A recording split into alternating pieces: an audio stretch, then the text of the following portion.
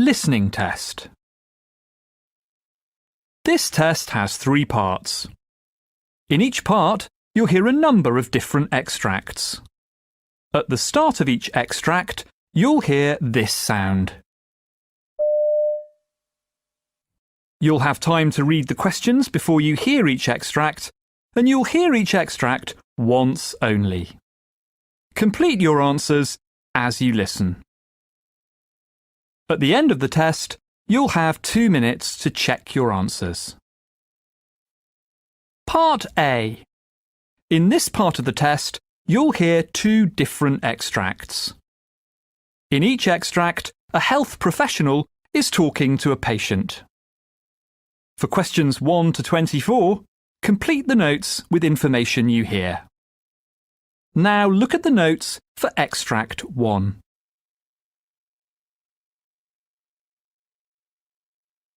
Extract 1, questions 1 to 12. You hear an obstetrician talking to a patient called Melissa Gordon. For questions 1 to 12, complete the notes with a word or short phrase. You now have 30 seconds to look at the notes.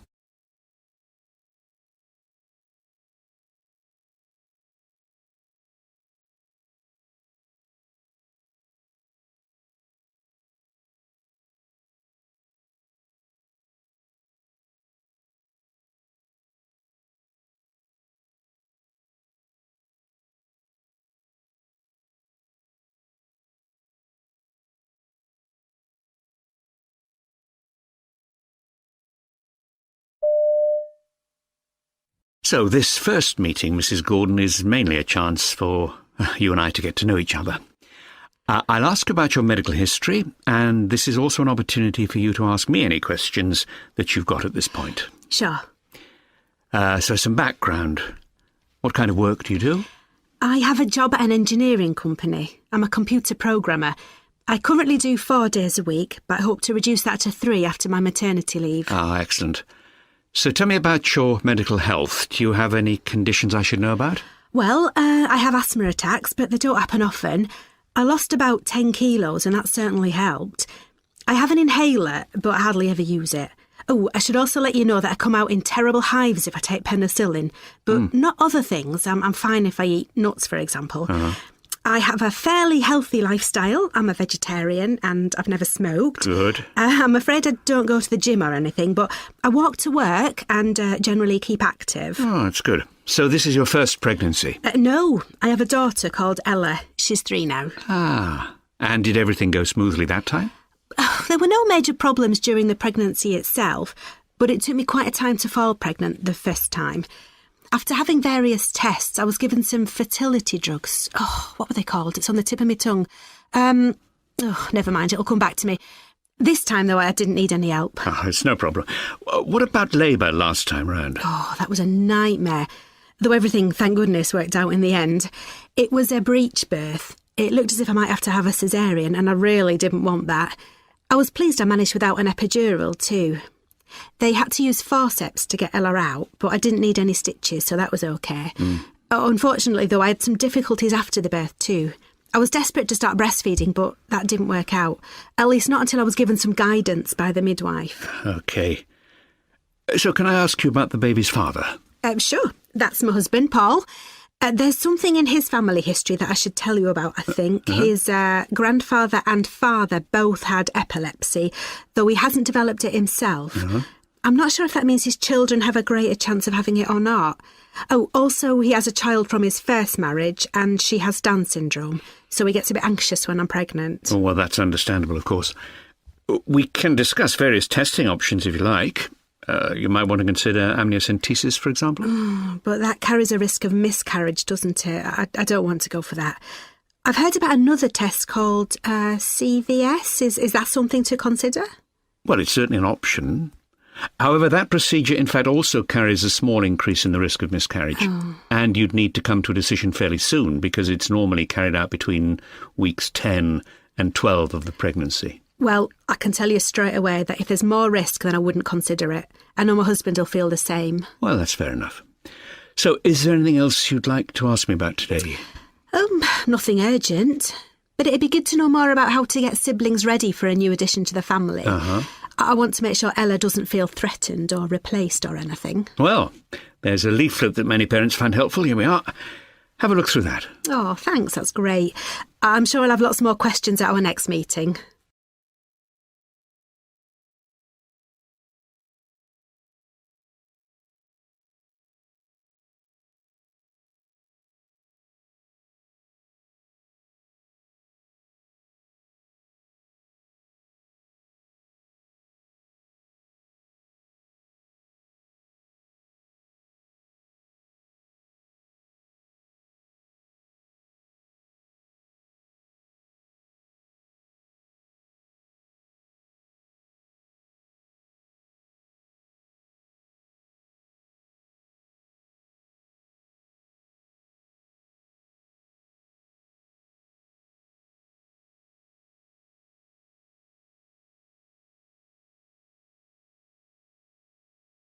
Extract 2, questions 13 to 24.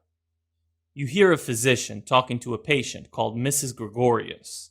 For questions 13 to 24, complete the following notes with a word or short phrase. You now have 30 seconds to look at the notes.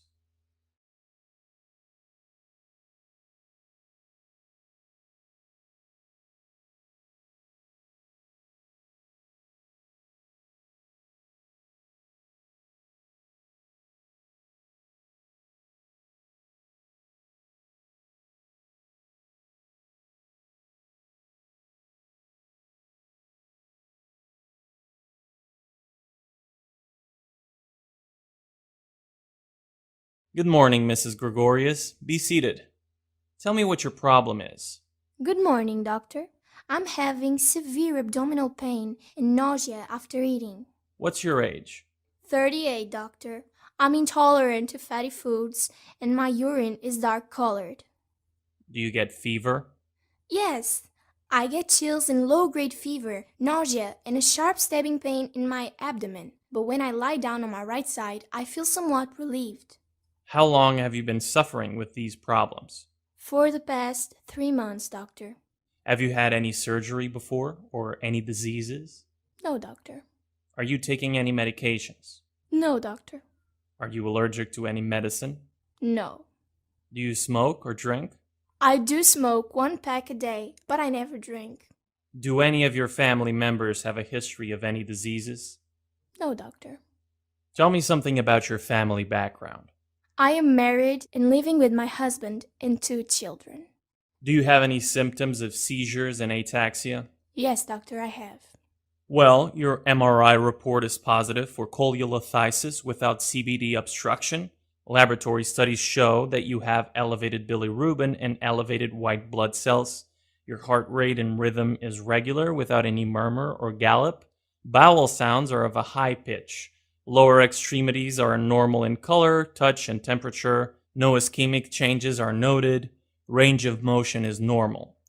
You have developed gallbladder disease. I would suggest laparoscopic cholecystectomy with intraoperative cholangiogram. Okay, doctor.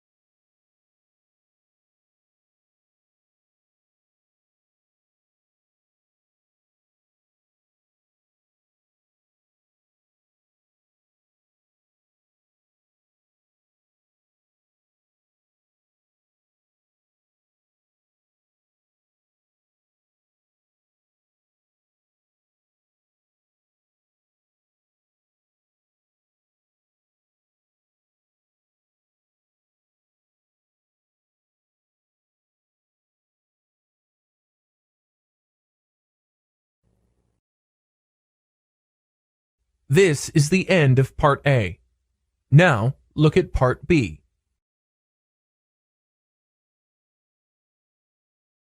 Part B.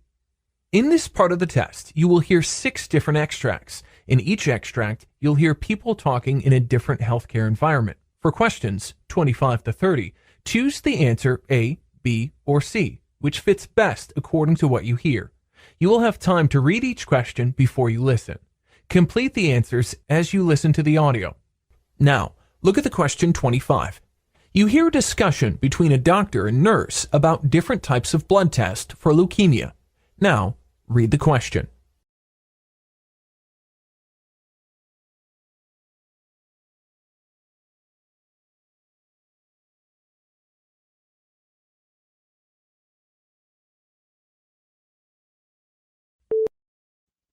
Hello, doctor. What are the different types of blood tests for leukemia? Well, blood tests, such as complete blood count, can detect leukemia. A complete blood count determines the number of red blood cells, white blood cells, and platelets. Cytogenetics analysis is a blood test in which a sample of blood is examined to check for changes in the chromosomes of the lymphocytes. Peripheral blood smear determines the presence of blast cells and shows the type and quantity of white blood cells. Other various blood tests may be ordered to see how organs are functioning and if they're being affected by leukemia.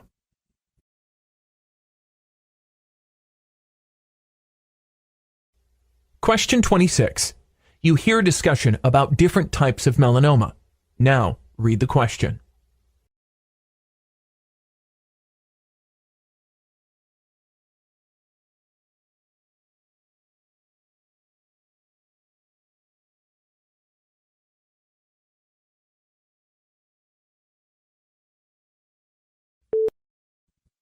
There are 4 major types of melanoma that have the potential for metastitis, with distinct characteristics. Lentigo maligna is often found on the head and neck region. Superficial spreading melanoma is more commonly found on the trunk, upper arms, and thighs, and is the most common form of melanoma in white races. Acrolentiginous melanoma is more commonly found on the hands, feet, and nail beds, which is similar to lentigo maligna and superficial spreading, in which it has a relatively long, flat phase before it penetrates into the deeper levels of the skin. Nodular melanoma can occur on any skin surface, but is found more commonly on the trunk, upper arms, and thighs. Question 27. You hear a discussion about lung cancer. Now, read the question.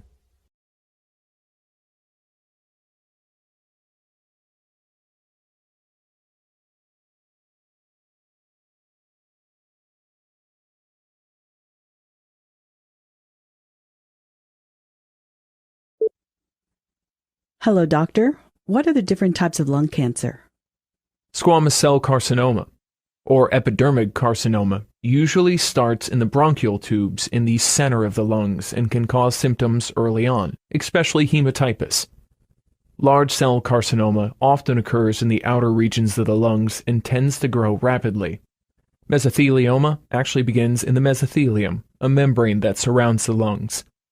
Small cell lung cancer usually grows in the central areas of the lungs, and most people have few symptoms until just before they are diagnosed. Lung carcinoid tumors are made up of cells called neuroendocrine cells.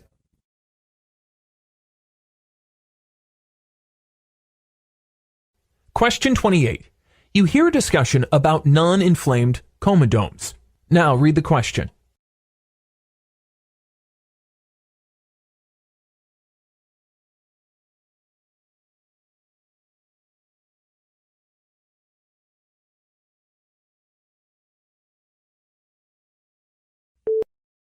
Hello, doctor. Can you please explain to me what are non-inflamed comedones? With non-inflamed comedones, there will not be redness or swelling of the lesion. However, non-inflamed comedones may turn into a pimple when bacteria invade.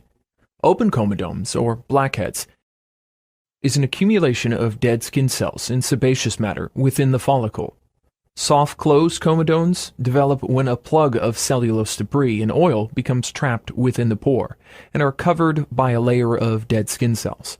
Hard closed comedone, called milia, have very obvious whiteheads, which is not pus, but rather a mass of dead cells and sebum. Microcomedones occur when the sebaceous duct and pore opening becomes blocked by excess sebum and dead skin cells. Every blemish begins as a microcomedone.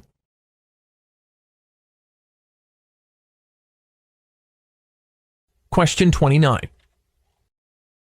You hear a question about acnes. Now read the question.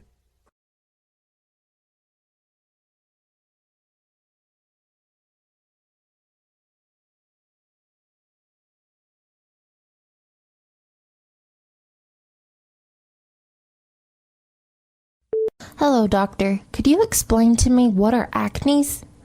Well, there are different types of acne which are not just classified by its severity. Acne vulgaris can appear on the face, back, shoulders, and buttocks. If you break out, most likely it is the acne vulgaris comedomal acne, appears as bumpiness, blackheads, which can occur anywhere on the face or body that can range from very mild to quite severe. Cystic acne is the most severe form of acne, which can occur anywhere on the face or body. Acne cysts occur deeper in the skin than the typical pimple, take weeks to heal, and can cause a lot of damage to the skin. Because they are so deep, topical acne treatments are not very effective. Instead, oral medications, like Accutane, are the best option. Nodule acne is another severe type of acne vulgaris. Acne rosacea is a type of acne that affects adults above 30 and occurs only on the face. Acne meschantia is caused when there is excess heat, pressure, or friction on the skin. This type of acne is most common on the body, but can also occur on the face. Acne cosmetica is caused by products like creams, makeups, and moisturizers, and even certain hair care products cause this type of facial acne. People with excoriated acne chronically and excessively pick at pimples to the point of causing wounds.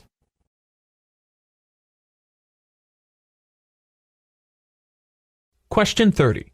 You hear a discussion about athlete's foot. Now, read the question.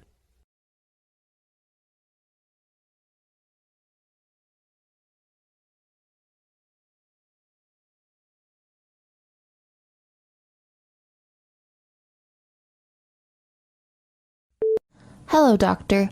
What are the different types of athlete's foot? Athlete's foot is divided into three categories: chronic interdigital athlete's foot, chronic scaly athlete's foot, and acute vestibular athlete's foot. Chronic interdigital athlete's foot is characterized by scaling, maceration, and fissures, most commonly in the webbed spaces between the fourth and fifth toes. With this type of athlete's foot, itching is typically most intense when the socks and shoes are removed.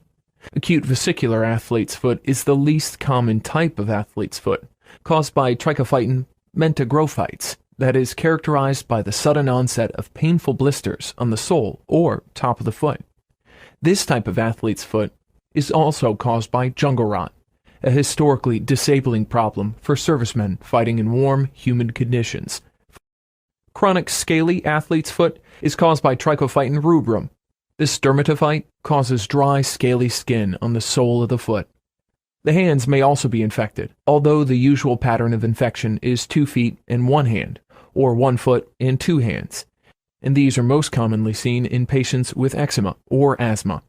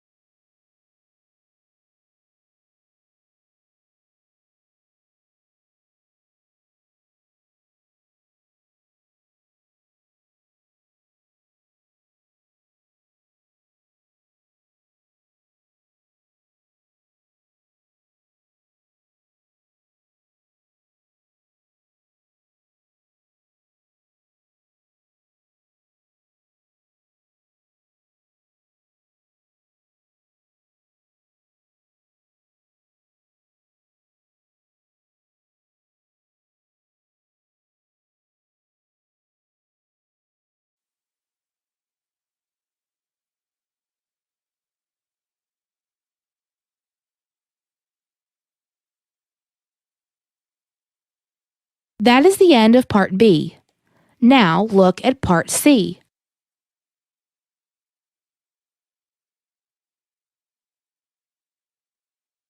Part C. In this part of the test, you'll hear two different extracts. In each extract, you'll hear health professionals talking about specific aspects of their work. For questions 31 to 42, choose the answer A, B, or C, which fits best according to what you hear. Complete the answers as you listen to the audio. Now look at Extract 1. Extract 1, questions 31 to 36.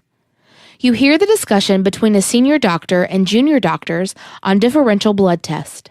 You have 90 seconds to read questions 31 to 36.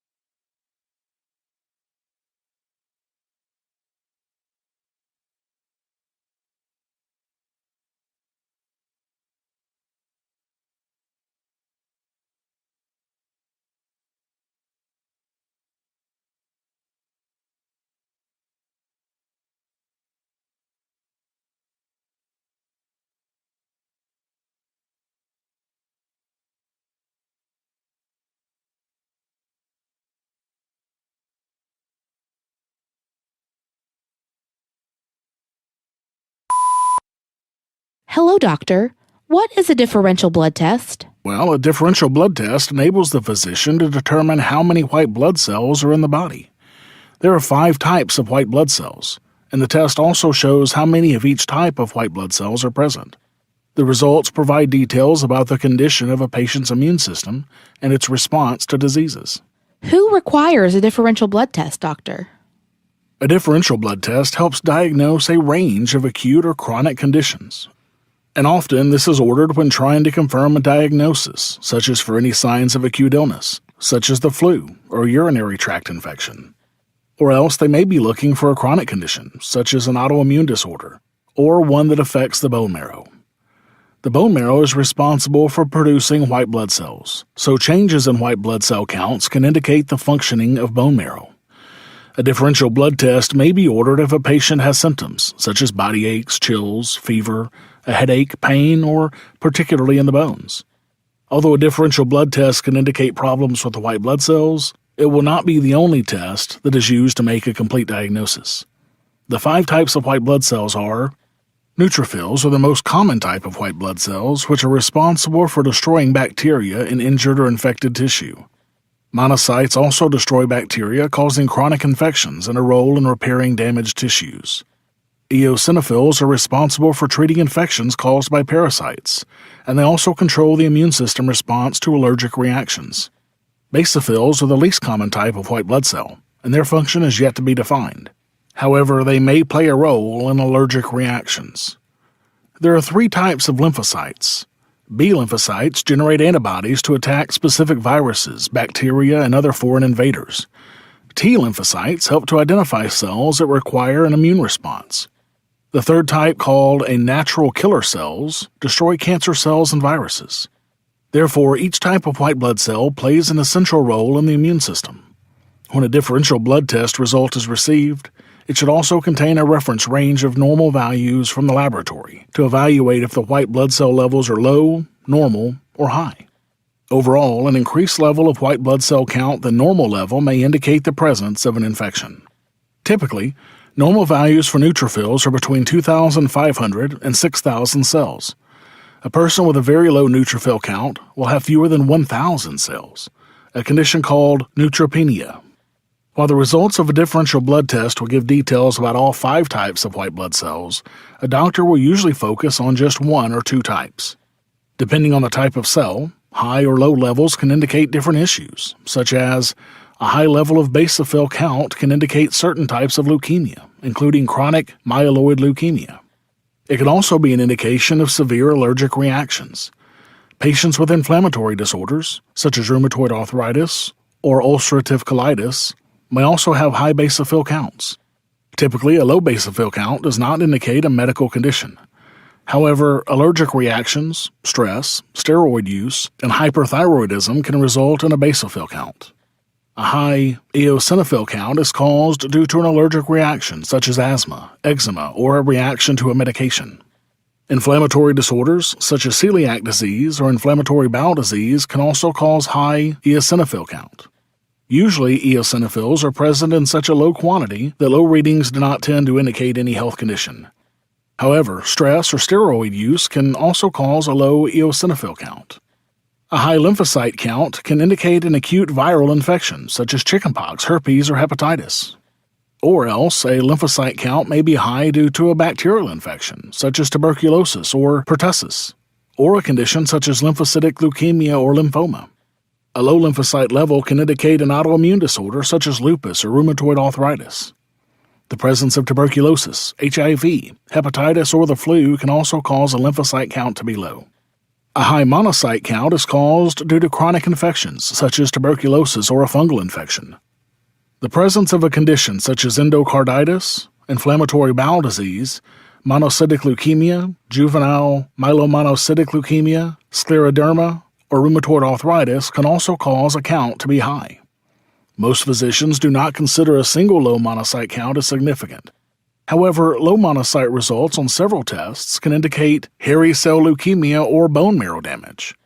A high level of neutrophil count can be an indication of an acute bacterial infection, inflammation, tissue death, stress on the body, or chronic leukemia.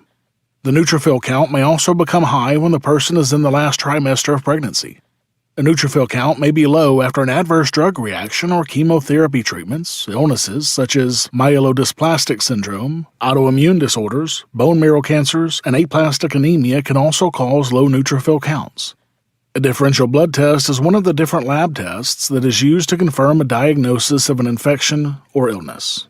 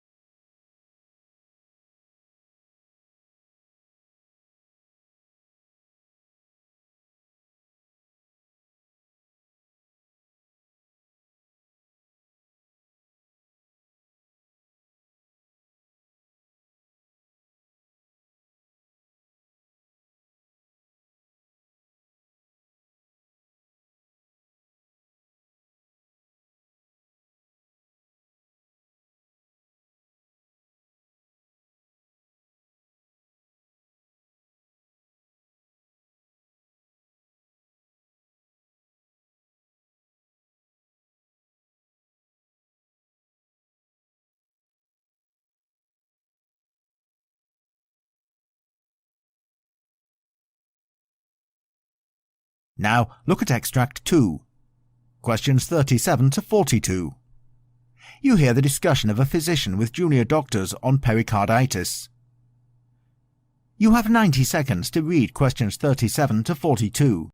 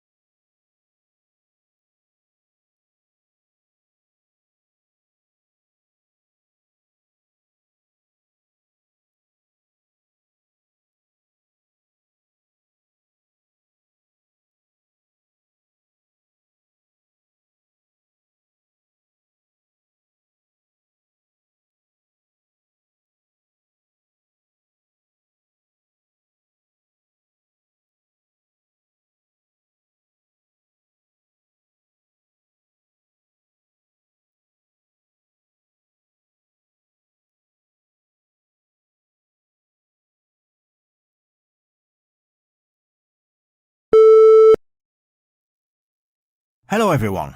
Now I'm going to explain to you something about pericarditis. The infection or inflammation that occurs in the pericardium is called pericarditis.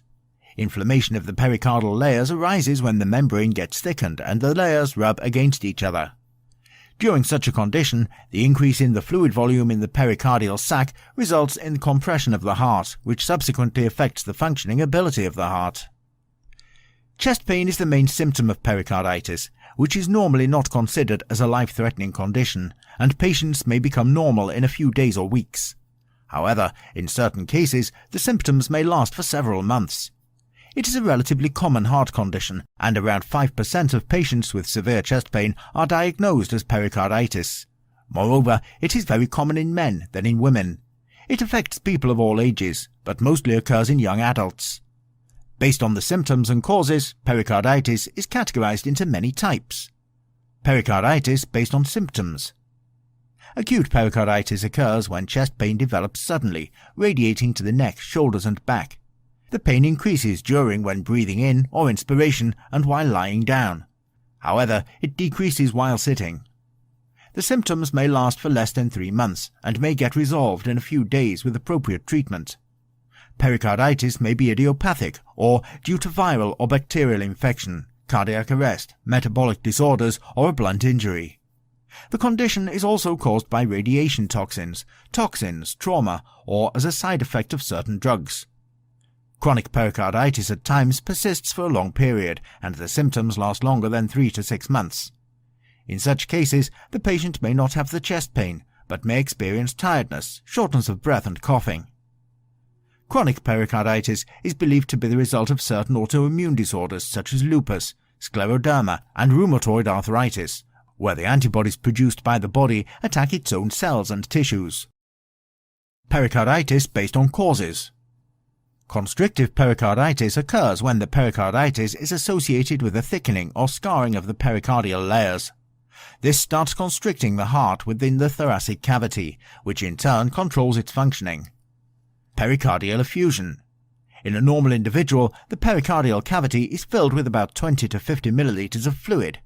At times, in patients with specific medical conditions such as severe hypothyroidism or kidney failure, or in patients who have undergone invasive cardiac procedures, there may be a gradual accumulation of fluid within the pericardial cavity, which may often be asymptomatic until the surrounding structures start getting compressed.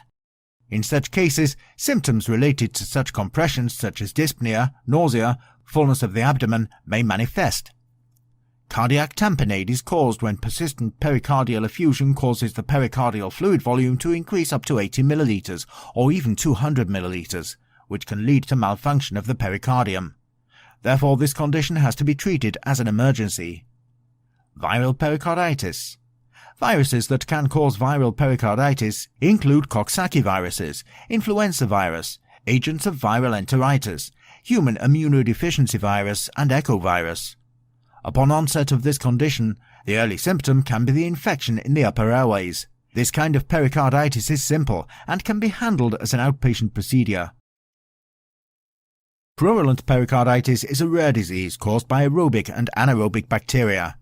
Recent studies show that procedures such as surgery in the chest region, hemodialysis, immunosuppression, and chemotherapy are dominant causes that result in this type of pericarditis. Tuberculosis pericarditis is also seen in a very minor percentage of patients having pulmonary tuberculosis. HIV patients are at a high risk of tuberculosis pericarditis. There is a gradual progression of symptoms such as night sweats, dyspnea, fever and chill, but any suspected patient should be given emergency treatment.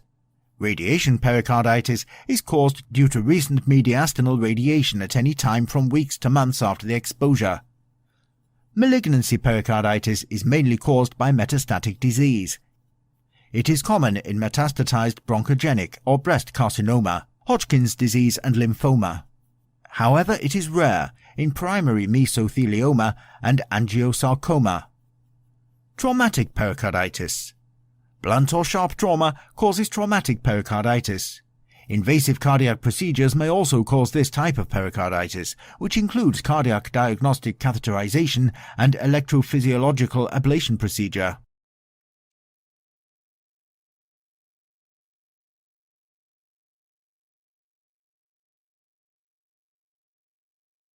That is the end of Part C. You now have 2 minutes to check your answers.